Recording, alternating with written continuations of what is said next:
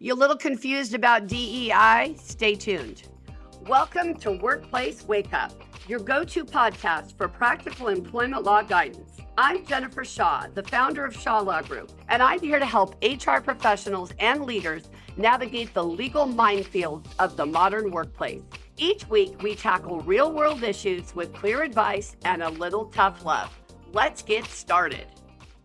Okay, we got to talk about DEI, diversity, equity, and inclusion. Now, there has been a lot of information about this topic. Back when President Trump took office in January, there's been a lot of back and forth about DEI programs. Some people call them DEIB, diversity, equity, inclusion, and belonging. There are lots of ways that employers look at DEI type programs. But we recently had some news from the Federal Department of Justice back just not long ago, actually last week on July 30th, regarding these DEI programs. And the guidance from the DOJ is really very similar to what we already have been looking at in the executive orders that the president issued back in January. Obviously, as a result of those executive orders, DEI has been under scrutiny. And you have certain businesses that have abandoned their DEI programs, some with pretty disastrous results in terms of their customers and their clients, et cetera. Others, it seems to have gone all right. But we need to talk about the current status because there are a lot of things we do in our workplace that could be labeled DEI if somebody was trying to make a point, right? If somebody was trying to get rid of an affinity group, for example, they can use DEI to try to do that. So I want to make sure that we all understand what we're doing here with DEI. So in the Department of Justice guidance, and by the way, the Equal Employment Opportunity Commission, the federal agency responsible for enforcing our federal anti-discrimination, anti-harassment, anti-retaliation laws, has also issued some guidance. And basically, what the DOJ and the EEOC are saying is that you have to always look at DEI programs through the lens of anti-discrimination. So they're basically saying any entity that receives federal funds has to make sure that their DEI program does not run afoul of federal law on equal employment opportunity issues. Now, some of you are saying, oh, thank heavens, our organization doesn't receive federal funds, so I'm not worried about what they're doing. Well, here's why you need to be worried, because in many states, including California, there are lots of challenges going on with DEI, and a lot of organizations are being sued. And even if they're not the recipients of federal money, what's happening is the plaintiffs in these lawsuits are using arguments, the same arguments you see in the DOJ guidance that was recently issued, to shoot down promotional programs, affinity groups, targeted hiring practices, that kind of thing. So everybody needs to understand what the DOJ and the EEOC are talking about. Whether you agree with it is a separate issue and frankly not relevant, because the problem is, I think you all know sort of where my political leanings are, but it doesn't matter because the bottom line is this is what we have. This is the universe. So if this is the universe we're in, we're going to have to figure it out. Now, what the guidance does is it says, listen, we're going to give you a list of unlawful practices that are not exhaustive and a list of things that we consider to be best practices. This was actually issued by Attorney General Pam Bondi. And there are 5 practices that the DOJ says are unlawful. Okay, so practices that grant preferential treatment based on protected characteristics. So this could be, for example, a race-based scholarship program. Practices that use facially neutral proxies for protected characteristics. So something like a requirement on an application that says, we want you to describe your cultural competence or your lived experience or show us how you have cross-cultural skills. It also can come up if you have a situation where you tell applicants to explain how they've overcome obstacles or what diversity statements might apply to them. So those are the kinds of things that the Department of Justice is saying are going to be problematic.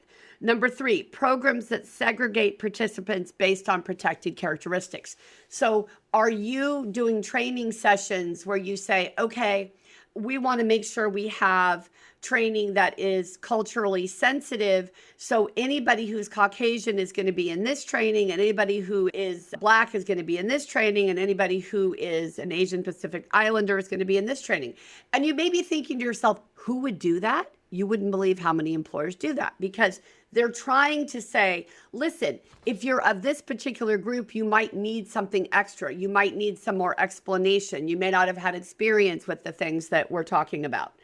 But you can't do that, okay? Because what the Department of Justice is saying, hey, look, when you do that, you create a problem with anti-discrimination. Number 4, you cannot use protected characteristics in candidate selection. So you don't want to have something where you say, okay, we need to have a diverse slate of candidates. So we're going to make sure we have a certain percentage of candidates from underrepresented groups or diverse backgrounds. You can't have a sex-based selection program for contracts where women-owned businesses are preferred, okay? That's a big deal. And then the 5th one is training programs that promote discrimination or hostile work environments. And this is where the Department of Justice is targeting things like EEO training that stereotype or exclude or disadvantage individuals based on their protected characteristics. So every example in the training is a white man doing something to a person of color, or a white man engaging in some sexually inappropriate conduct against a young woman of color. So the DOJ is talking about training programs that stereotype or exclude or disadvantage participants based on protected characteristics, right? So basically they're looking at, okay, you have hypotheticals in your training, and every bad person is a white male, and every good person is a person of color, all right? We would never do it the opposite, right? The way that guidance is coming out from the DOJ is these are the kinds of things we don't think you should be doing. Now, what do they think you should be doing? Well, you have to have inclusive access to all workplace programs and activities. So if you have an affinity group that is for women who've had children, but somebody wants to join the affinity group, you don't prohibit them. All are welcome, right? It wouldn't make sense anyway, quite honestly, to create an affinity group where you preclude people from participating. You want to have a situation where, yes, it can be targeted to try to meet the needs of a specific group, but you're not going to require that anybody who doesn't fit that stereotype or that persona can't come to the training or can't participate in the program. So number 1 is inclusive access. Number 2 is you're supposed to focus on skills and qualifications when you select candidates and base your selection on measurable skills and qualifications. Well, that's fine. That's what we should be doing anyway. It says you cannot use proxies like socioeconomic status, first generation status, or geographic diversity. So in other words, they want you staying as objective as you can. Of course, the problem with that is some of those characteristics actually are going to be really helpful to particular job descriptions, right? To particular organizations that provide, let's say, services to refugees. You're going to want somebody who's got that shared experience.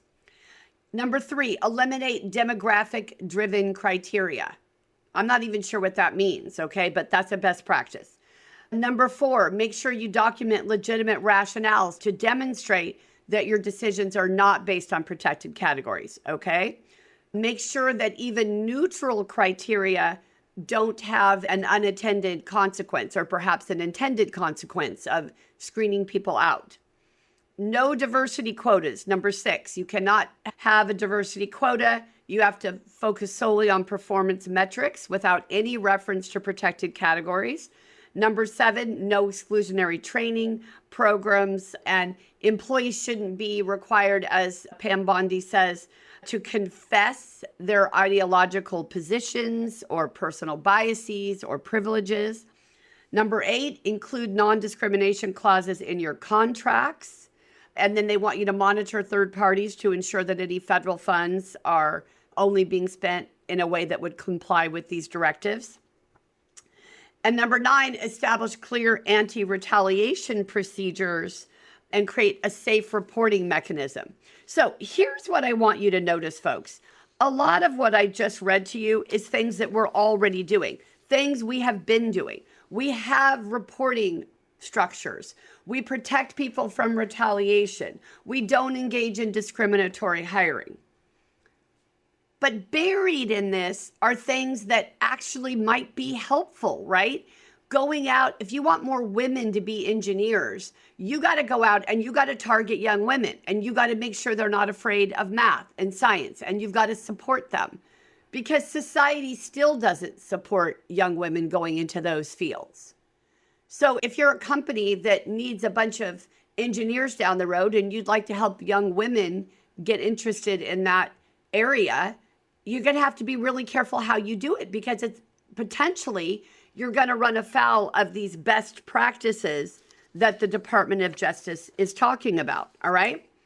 Now, what I want you to think about is the legal breakdown here, right? You're going to cross the line if you have quotas or set-asides. You're not going to cross the line if you have mentorship and training and outreach that is based on skills, qualifications, and opportunities, making sure that you're not making an assumption, that you're not stereotyping your candidates.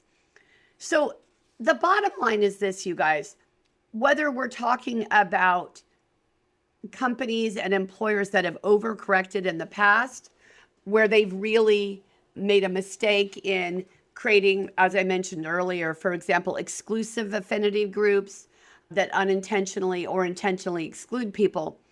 What I want you to do is really focus on how you can align your DEI initiatives with your core values. It's not just about compliance, okay? It's also about making sure that you audit your DEI program, that you avoid any of these things that I've talked about here today that are pretty obvious. I want you to train your leaders on what not to promise. I don't want them promising things that they can't deliver on.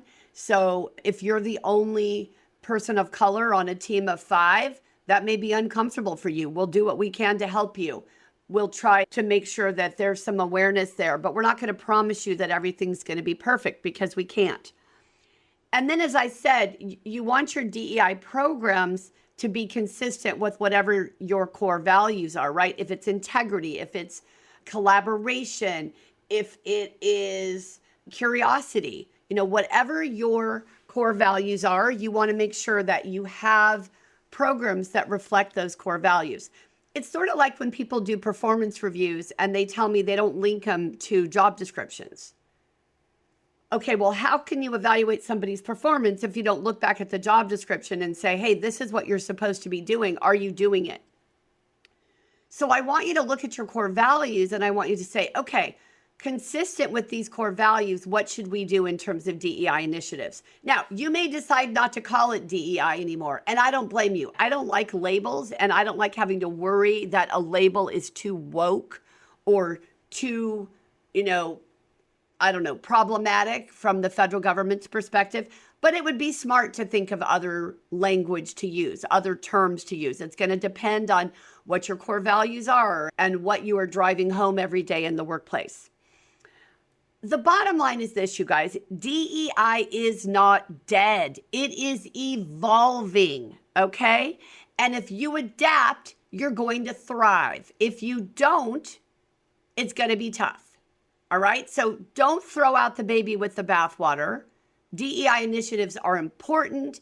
They are beneficial. They are culturally appropriate. There's so many things here that are good, but you can't cross the line. So audit your DEI programs, get programs in place that are consistent with your core values, and adapt. That's what you need to do. You've got to evolve with where DEI is going. Everyone, thank you so much for joining me here today. Have a great rest of your morning and go out and do something nice for someone. I'll see you next time. Workplace Wake Up, including our guests and hosts, do not provide legal advice in this podcast. Do not act upon any of the information discussed in this podcast without first consulting a licensed attorney in your jurisdiction. Thank you for joining me on this episode of Workplace Wake Up. If you found today's discussion helpful, be sure to subscribe, leave a review, and share the podcast with your HR and leadership teams. For more insights, training programs, and legal updates, you can visit us at shawlawgroup.com.